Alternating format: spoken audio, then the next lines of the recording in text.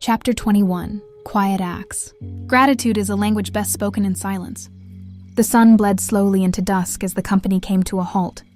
The clearing they chose rested between tall, quiet trees, their leaves catching the last light of day in soft gold.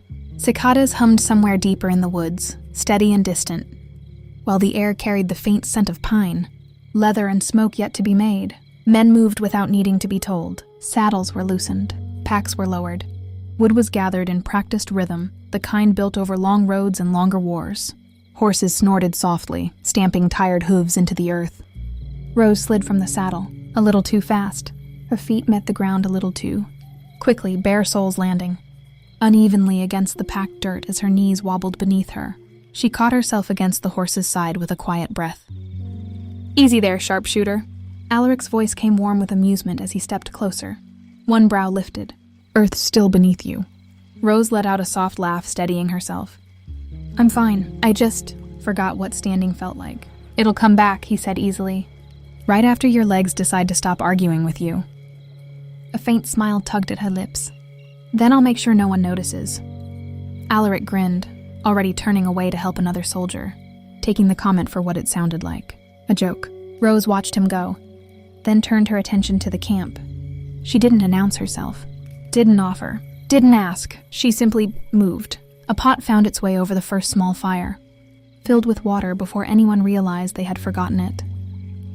Herbs, simple ones, dried and tucked carefully into a small cloth bundle, were added without ceremony. She had watched enough by now to know what came next. Where people faltered, where things were needed before they were spoken, Darius moved through the clearing with the same steady precision he always carried. Every motion deliberate, every step placed with purpose. But there, small enough to miss, a shift in his shoulder when he lifted his pack, a slight tightening in his jaw as he adjusted the strap across his back. Old injury, hidden well, Rose noticed. Of course she did. She waited. Not until he saw her, until he didn't. When he stepped away to check the perimeter, she moved quietly to where his gear rested, the heavier water skin, the one he would carry without complaint. She lifted it, replaced it with her own, lighter, enough to ease the strain, not enough to be obvious. When he returned, he said nothing, only reached for it, paused. A fraction, barely there. His gaze shifted, briefly, across the clearing. Rose was kneeling near the fire, stirring the pot slowly, her attention fixed on the rising steam as though it required all her focus. She didn't look up. A faint, almost reluctant smile touched the corner of his mouth. He said nothing. Across the clearing, Alaric crouched beside a stubborn pile of kindling. "You'd think," he muttered, striking flint again. "After all these years, fire would show a little respect." The spark caught, faded, caught again, died. A soldier beside him snorted. "Maybe it just doesn't like you." "Fire loves me," Alaric shot back. "It's just being dramatic." Rose watched from where she knelt, waited, then, quietly, she placed her palm against the ground beside her. Not obvious, not deliberate to anyone watching, just there. The hum answered. Soft, familiar. Warmth moved, not through flame but beneath it. Through soil, through root, through the space where heat could gather before being seen. Behind Alaric, the kindling caught. This time it held. The flame rose, steady and sure. Alaric blinked. "I did that." The soldier beside him laughed. "You absolutely did not." "I absolutely did." He paused, staring at the fire as though it might confess. "All right, I'm choosing to believe I did." The men nearby chuckled. Alaric accepted the victory anyway. Rose hid her smile behind the rim of the pot. At the far edge of the clearing, apart from the others, Cale sat in shadow. His armor caught the faintest trace of firelight, too polished, too precise, untouched by the wear that marked the rest of them. A whetstone moved steadily along the edge of his blade. Slow, measured, each stroke deliberate, controlled. Rose hesitated, only for a moment. Then she rose, crossing the quiet space between them. Not close enough to intrude, close enough to be seen. She set the cloth beside him. Folded, simple, clean, stitched carefully from scraps of worn fabric, threaded by hand during the quiet hours no one noticed she stayed awake. Cale's hand stilled. The blade paused mid-motion. He didn't look up immediately. When he did, his gaze was sharp, assessing, always assessing. For me? The question was calm, neutral. Rose nodded once.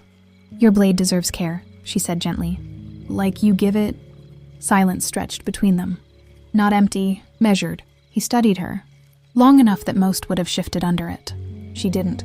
Then, slowly, he set the whetstone aside, picked up the cloth, ran it once along the blade's edge. Testing. "Thank you," he said. Polite, even, but not careless. Never careless. Rose inclined her head slightly and turned away. Cale's gaze followed her. She watches everything, he thought. Learns everyone. And that, he understood. Which meant it could be used. The camp settled. Slowly. Food was passed without much ceremony. Bowls filled, refilled. Rose moved between them without drawing attention, adjusting a blanket here, offering water there, pausing only when needed and disappearing again just as quietly. No one told her to help. No one stopped her either. Darius sat near the edge of the firelight, watching, not just her, the effect of her. Men who had spent months speaking only when necessary now traded quiet conversation. Laughter came easier, less guarded, less tired. It was subtle, but it was there. Across the fire, Alaric followed his gaze. A slow grin spread across his face. "You know," he said, nudging lightly against Darius's arm. "Some would call that admiration." Darius didn't look at him. "It's observation." "Of course it is." Alaric leaned back on his hands, entirely unconvinced. "Observation. The thing you do when you're absolutely not staring at someone across a fire." Darius exhaled slowly. "You talk too much. And you think too loud." Darius finally glanced at him. Flat, measured. Alaric only lifted his hands in surrender, just saying. Their attention shifted again. Rose knelt near the fire now. The last of the bowls passed, her hands resting loosely in her lap. She wasn't speaking, wasn't performing, just there. The firelight softened against her features. Her shoulders had lowered. The tension that had once lived there, constant, quiet, ready, had eased without asking permission. She didn't seem to notice. That more than anything unsettled him. Because moments like this never lasted. Not in his world. Not for people like her. If the world ever breaks that from her, Darius thought quietly. "I won't forgive the world for it." The fire cracked softly. Beyond the circle of light, the trees stood still. Watching, listening, and in the quiet space between laughter and shadow, something fragile settled. Not declared, not named, but felt. She gave kindness the way others breathed. Without asking. Without counting. Without expecting it returned. And every man who witnessed it, captain, friend, or something far more dangerous, felt its weight, even if none of them yet understood what it would ask of them in return.